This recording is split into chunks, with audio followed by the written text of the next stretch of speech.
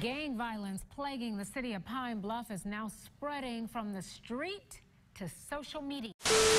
Turning out to some developing news out of Pine Bluff this evening, where one man is dead, another person injured. She's the west side of Loop. Yeah, we in the Loop. Yeah. Where it goes down. It's still to go down. See, the thing about when it go down around here, it's a little more quieter, cause see, you got shit out, you know how that shit go. Construction shit. We in the Dub, we in the Loop, you know what I'm saying? So what all sides of town is it? We got the north side, it's split up between the Sesswood and the Backwood, but they all run together, it's the north side. We got the east side, the east end, way out back by the St. John and all that. And then the south side is where all the rich people live.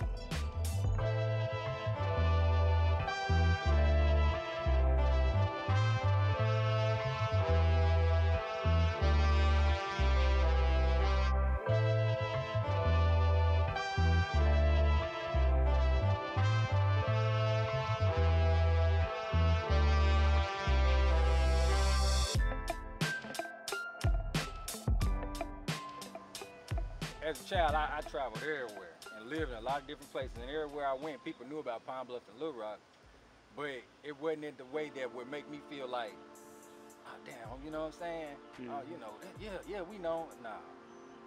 The way that people make me feel about my city is shit. Honestly, I could feel sad because I'm right here with these niggas watching them kill each other up, and I know them by name and shit like that. You know what I'm saying? And people don't understand that a lot of this shit that's going on, it really don't have nothing to do with people, they just crazy, they just wild. A lot of this shit, you know what I'm saying, it's meanings and reasons behind it, and you know, so it's not that, just like Chicago, it ain't that we just animals and we just wild and crazy. You put anybody, I can put a group of Indians together in a small place and give them a couple crumbs and watch them fight, because that's what they gonna do, you know what I'm saying? Outside of what already has been said about Pine Bluff, a lot of people, you know, think it's like just murder capital, you know what I'm saying, all of this. Just understand, it's a code for everything, you know what I'm saying? Streets, life, living, it's codes, morals, people have standards, you know what I'm saying? So, murder is gonna be wherever you go, crime is gonna be wherever you go. But come live down here for a second, you know? You'll be like, damn. It really ain't like what they said, you know what I'm saying? So, but we're untapped, and like it's a lot of kings out here, you know what I'm saying? And I'm about to show them, man, for real. With the history of Pine Bluff so rich, though, you know what I'm saying? Like one of the first wars that was fought when the people came here to settle here down in Mississippi, Louisiana, and all that was fought here. You know what I'm saying? Some of them first battles, and that's where the whole contraband thing come from, with the 300 men, the 300 contraband men, the freed slaves, and some men that freed themselves. And they helped come together, put the army together with the North, and with some people from Memphis and St. Louis. Rich history. Really kind of built this place for blacks, to be honest. You know what I'm saying? A lot of the business people who came and done stuff out in the world, and a lot of the business people who graduated from here, remain here, helped build this place to the point where it was really flourishing back when I was young. Maybe the early 90s and the 80s. You know what I'm saying? For sure, the late 90s. It was a real bustling place, and this was one of the reasons why it was so jumping. But it was a great place to grow up, man. You got exposed to a lot of different things, you know. There were your street people, but the cool thing about the street people back there is they respected you if you weren't that. You know, you could still hang out, you could still talk, they still, you know, that type of thing. So you got a chance to see all kinds of different sides of life. And then being out on the yard, you were exposed to people from different places. You know, Chicago, St. Louis, East St. Louis, LA, wherever you can name, you know. They don't know that this town is the best city damn near to be in. We got the home of UAPB, you know what I'm saying? The holy mecca of one of the leading black historical colleges out here, you know what I'm saying? Outside of Grambling, you know what I'm saying, and all of these other things. Right now we out on UAPB campus, AKA the Yard. One of the one of the most well-known HBICs down this way, known as the flagship of the Delta, and also one of the meccas for slaves back in the day and freed people.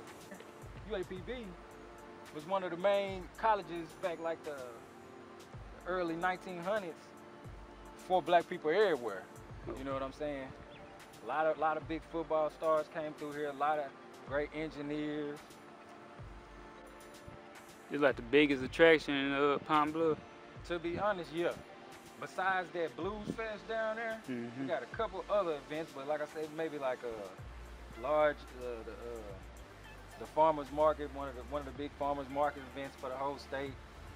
That Blues Fest, and the homecoming here. The homecoming people come from everywhere, all around. But that's because, like I say, we one of the biggest, we one of the most known HBICs around here. And the people in town has changed. You know, the black people were a little more, I want to say, together. You know, and sympathetic to the cause.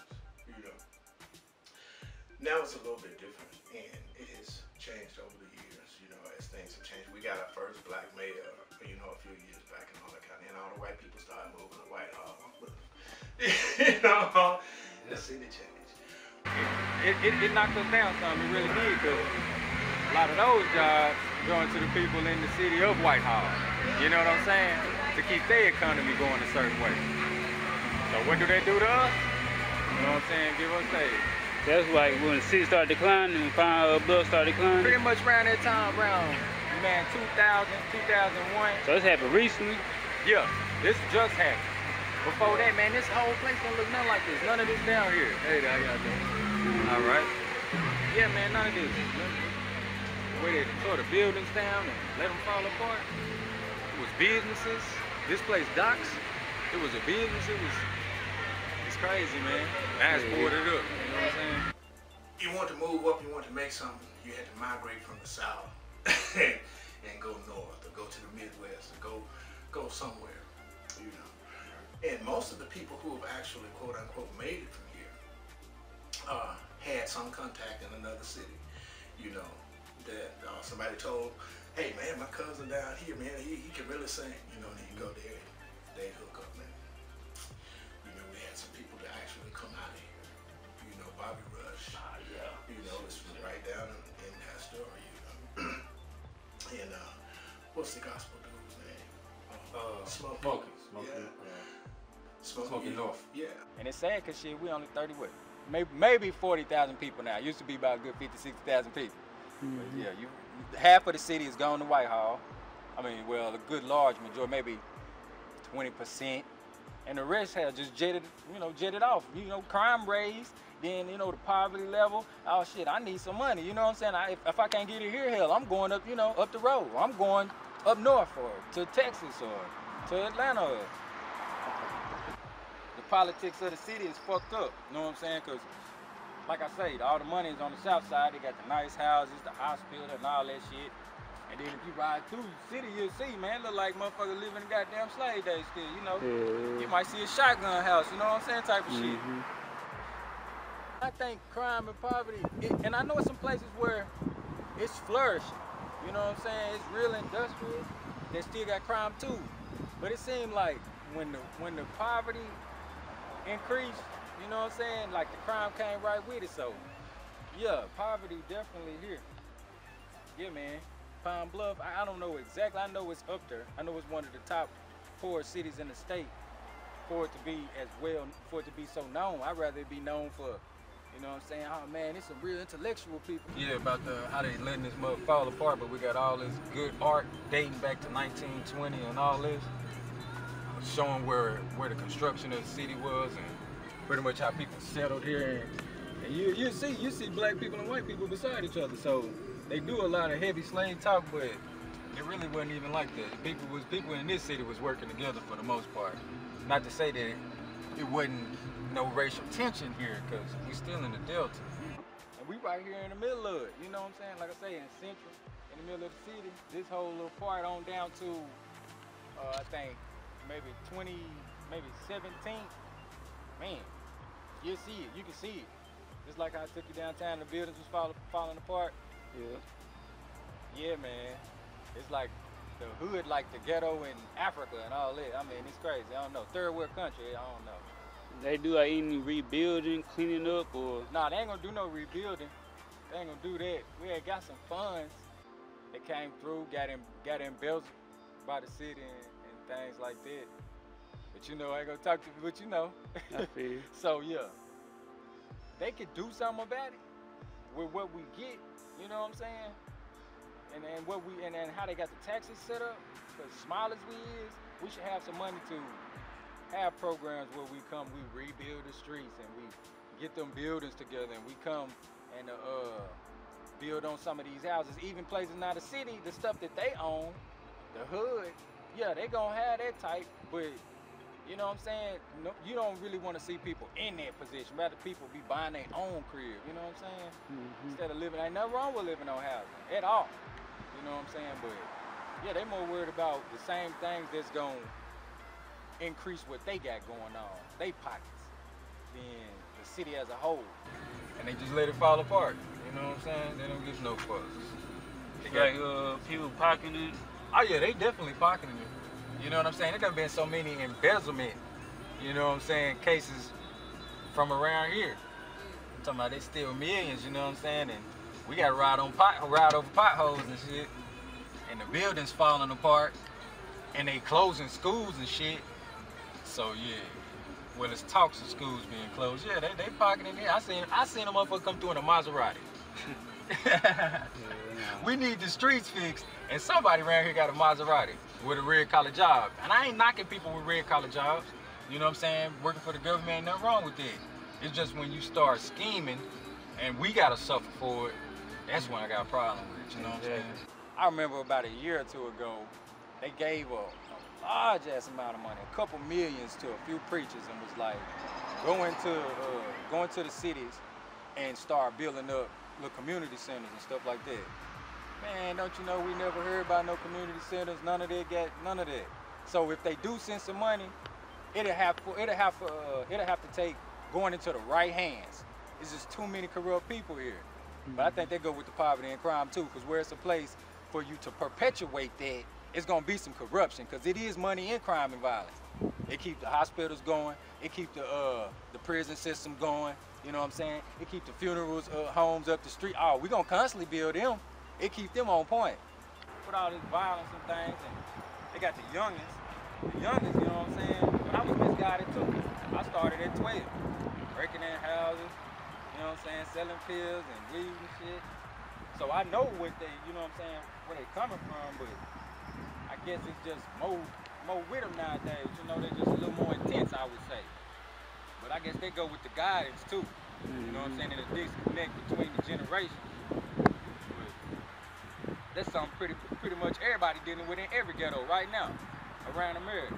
We need more eyes, more like-minded people, more people who want to actually socialize, you know what I'm saying, and get out and get into these ventures of doing other things, you know what I'm saying. So that's what we need right there, you know, and people to start doing and living how they really want to live, you know what I'm saying. If you want to get it popping, you know. That's what we need.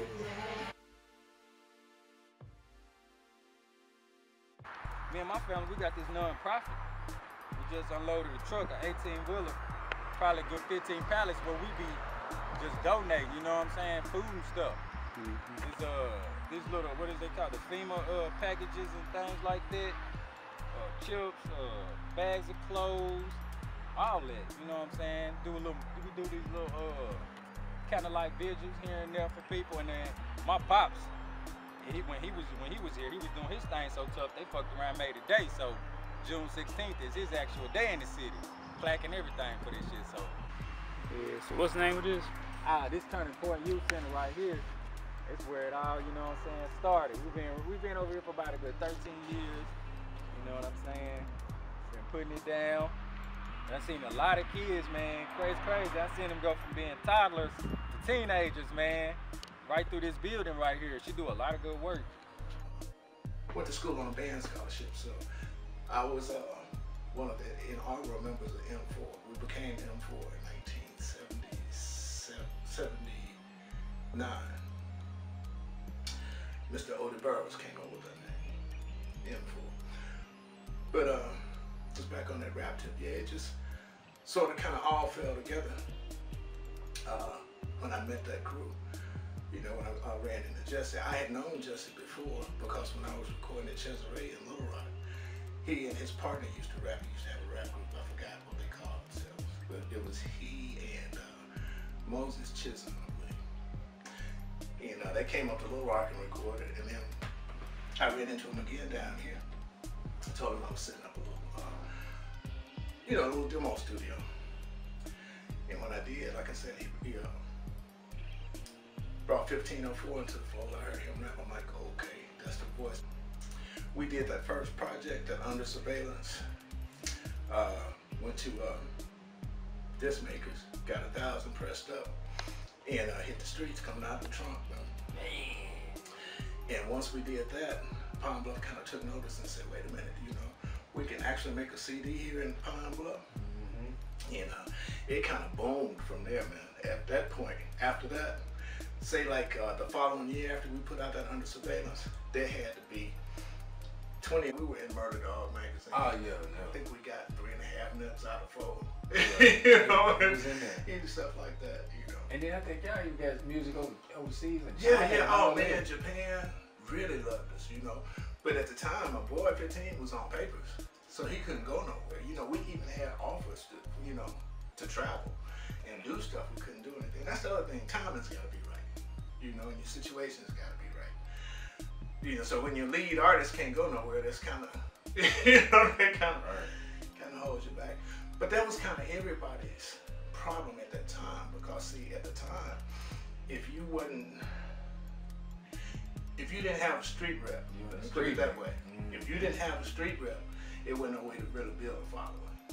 I don't know, back then, man, we had, I'd say, 5 or 6 crews that I felt were world class. You know, Lil Click being one of them, us being one of them. Trump and them's Click. Southern Cartel. Southern Cartel was one of them. And I also liked those Scarborough boys, what they call it? Pressure Corner, was it Pressure Corner? Oh, Pressure Corner. Pressure Corner. They had a unique, you know, type thing. And that was the beauty about Pine Bluff. All of us were in this small little thing. But see, everybody was influenced by Texas, because that was the slab, you know. So we could get there, you know, back. So we got a lot of our influence from there. So when they picked up David Banner, you know, from down in Texas, from Mississippi, and then those boys, Lil Flip and them all, we're getting their recognition and their props from Texas. We just knew we were next, you know. But the era kind of left us, you know. We missed that window of opportunity. Like I said, because we didn't have one roof that the city was behind to push to the top. And then the other thing was we could all make great music, but you have to have a conglomerate. You got to have marketing. You got to have, you know, somebody to figure out what market, how you want to market, you know, how you want to spend your money. And I must say that Lil Click, you know, kind of led the way on that, you know. They wrapped the van and did all kinds of stuff, you know. Shoot, yeah. But I don't know, I look back at it fondly, man, and I know we miss being nationally recognized. Somebody from here, we miss being nationally recognized by just a little bit. Shit, man. What's up with y'all though, man? Y'all are tuned into like The Rise or some shit, man. I'm Trust, man. A lot of people know me by my real name, Ken Johnson, you know what I'm saying? But my entertainer name, you know, which y'all gonna be hearing a lot, Trust, man. Trust me, not you, you know what I'm saying? We're in Pine Bluff right now, man. Imdjptrill, man, that's Pine Bluff, Arkansas, you know what I'm saying? Home of the 870 boys, you know? And hey, this is what we're getting it at though, you know what I'm saying? It's been on the low though, you know what I'm saying? But we on the rise now. I think a lot of people trying to put it more in the public view now, you know what I'm saying? So I'm a rapper, I'm a singer, I'm a dancer, I'm an entertainer, I'm a everything, man. I do the producing, the mixing, the mastering, you know.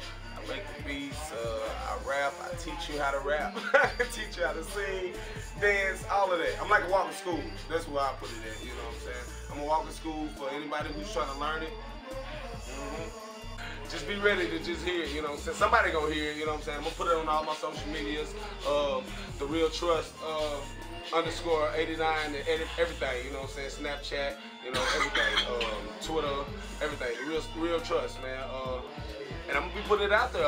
We got the movies we finna start up, you know what I'm saying? The plays, the commercials. I do everything.